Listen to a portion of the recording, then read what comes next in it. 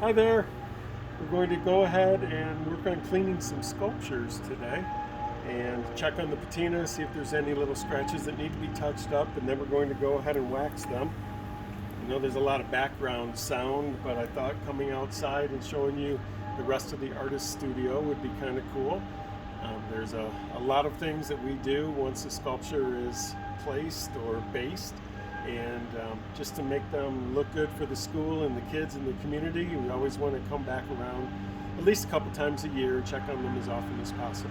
So right now this is all just straight water, cleaning it a little bit. We already lightly brushed it off, just dust and stone and leaves, but part of getting it all wet lets us see a little bit better if there's any scratches or things that need to be touched up. So I'll go ahead and keep on working, and we'll probably produce this in some short segments. It's part of the East Boulder County Artists Virtual Studio Tour 2020. So have fun and enjoy. So I'm washing these guys down, kind of like working on a car. The soap that I use is Dawn dish soap. It's really mild, really gentle. The main thing is just getting all of the dust and dirt off of it. And again, I'm looking for any kind of scratches or things that we might want to touch up. So it's time for Lee to get a bath. Along with checking the patina, I'm also trying to wiggle the sculptures a little bit, just making sure that they're still secure on the base, that there's nothing underneath that's either broken loose or become a problem. Just like when you're washing a car, you want to do the dirtiest areas last. So we started at the top and worked our way down, and that way I didn't get any sand or pick up any little stones in the sponge. This happened to be the dirtier piece.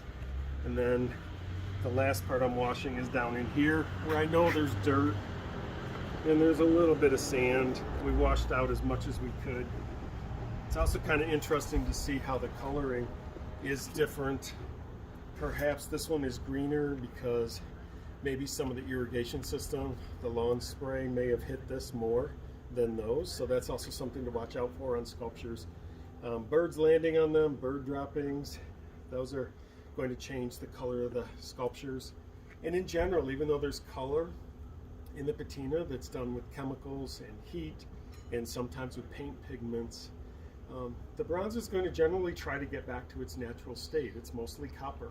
So it's going to go to a browner color, a little bit more of a gold color. You'll also be able to see at times, especially in museums, when you're not supposed to touch the art, you'll be able to see where people touched it.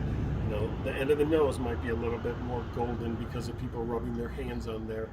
This one happens to be green, and usually it going to green is because, you know, there's been perhaps even some chlorine in the water that's hit this and caused it to go to basically the color of an old penny, back when pennies were made out of copper.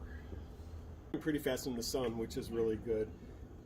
In order to work on some of the little scratches, I need to make sure that it's dry, and before we put any wax on here, it also needs to be dry. So I will just get the water out of some of the indentations, and then we'll go on to the next step. So now we're working on a few of the real minor scratches. If there'd been anything significant like a gouge or something that was rough that might end up, you know, cutting or hurting somebody's hands when they rub it over, then it would be a pretty major repair. Either the sculptures would need to be removed and taken to a foundry, sandblasted, smoothed back out, and completely repatinaed, or a patina artist, a professional, from the foundry would come here and actually bring all of their gear. They've done that once or twice before. So we've actually taken a few different approaches. Once they went to the foundry, all had to be rebased. Another time they were sandblasted in place and work done. What I'm going to do is just some minor touch-ups. So Faith, if you can come in a little bit closer and then just see some of these little marks here. One of the reasons to go ahead and work on that is just so that you know, other people see these and assume that they're brand new, or at least that they're not quite as old as they actually are. These guys have been here for 17 years. So pretty excited that they've held up, and the kids have loved and respected these so much. I've used all different kinds of markers. I know, again, a patinator, somebody that does patinas for a living, would probably cringe seeing me do this, but a minor touch-up is better than leaving something there that just doesn't look right. So a couple of the different markers that I would use. I really like the Le Pen. They are very fine, and if I were to use this, it would really be on a small spot. I'm rubbing off the ink after I set it on there and let it dry just very briefly. So what I'm putting on there is a little bit darker than the actual patina. When I rub it off, it blends it in pretty well.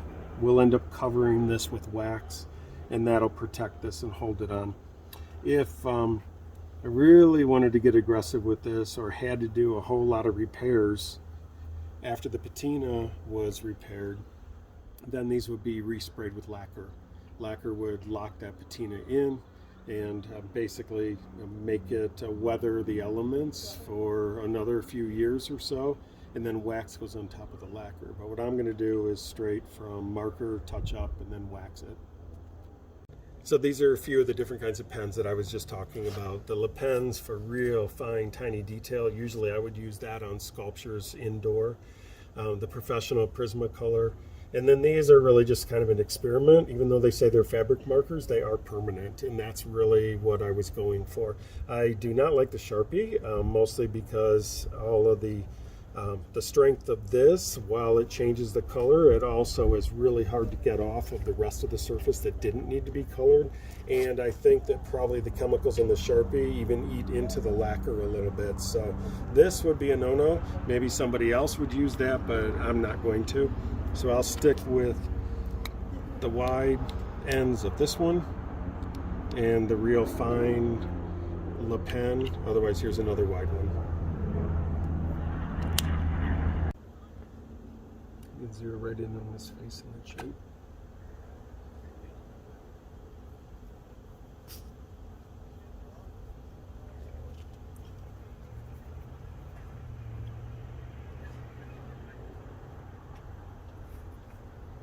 Get rid of a little bit of the ear wax there.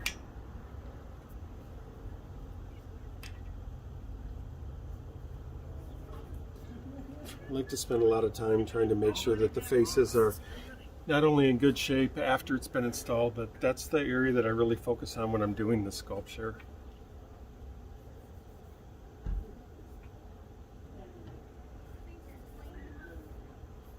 I'm also focusing on this area because this tends to be where kids will touch the sculpture the most.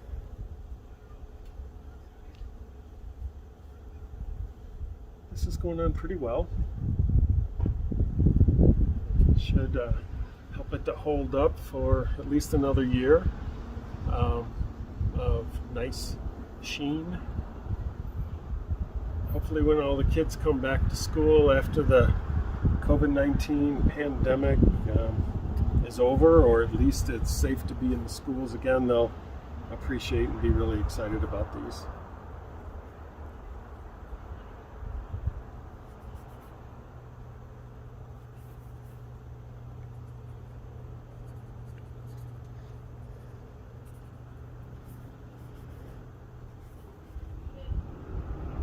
And now you can just tell me what area. So we finished up all of the little touch-ups on the scratches with the markers, and now I'm going to do the wax. I have all different colors of wax here because I really wasn't sure what we were going to get into when we arrived, but it's in really good shape. So usually what I would do is try to match the color of the patina. You can see there's anywhere from neutral or clear shoe wax, different colors of browns, even a gray and a black. But one thing I have to be careful of is if I put any colored wax on there, even though it's semi-permanent, once it gets hot, it could melt or come off on kids' clothes. So I'm going to steer away from anything that has a pigment in there, and I'm just going to stick with the clear protective Johnson's paste wax. I talked about this in an earlier video today, and this is a pretty common and easy to apply and easy to buff off. Also, this wax is what I know they used at the foundry, so I want to match the original. So here we go. One of the things I didn't mention earlier was what would we do if the patina had been in pretty bad shape. And the patina is originally put on there with heat, and at the foundry they will use what looks like a big weed burner, propane. They would heat it up. They would be touching up the sculpture with chemicals as it's hot, and then through that process of going back and forth of using heat, wiping it off, spraying other chemicals on there, using airbrushes, they would be able to get all different kinds of colors in the sculpture. Again, we're not turning on the blowtorch today. And there are different kinds of lacquer that can be used. These are just a few things that, again, have been available at different sculpture stores. Specifically, I use Sculpture Depot in Loveland, Colorado. And it's always really nice to have a helper. So this can be a long process. I'm assuming it'll take about an hour to wax these, maybe a little bit longer. Once we put the wax on and it dries a little bit, it actually gets a little bit of a matte color. And as long as it isn't wet, we know that we can go ahead and buff it. This one hasn't been waxed yet. You can see the difference. Shiny, not shiny, and then buff it off. Shinier, and that also will protect him for a while. So we finished putting the wax on all the sculptures, including the books, and if you come in here you can see how it's more of a matte finish right now. We now get to do the rub on, rub off, and see how much more polished that is. I'm not going to rub it very aggressively because I really want to keep as much of the wax on there as possible, since they're going to be outside and they're going to be interacting with a lot of children, hopefully sometime soon. I also forgot to mention that you want to make sure you don't have any rings on or watch. I mentioned that in this morning's video, but it's really important to not get anything that's metal on these and scratch them. That will go right through the patina, and unfortunately then it'll be like a real sharp golden color that's hard to hide. Then also, if you didn't notice, on the edge of all of the paintbrushes we were using, I had wrapped masking tape around all the metal parts so that we wouldn't end up scratching them even with the paintbrushes. So we finished off the check, the cleaning, the patina, waxing, and they're looking really good. Lee and Leanna are ready for kids to show back up at school.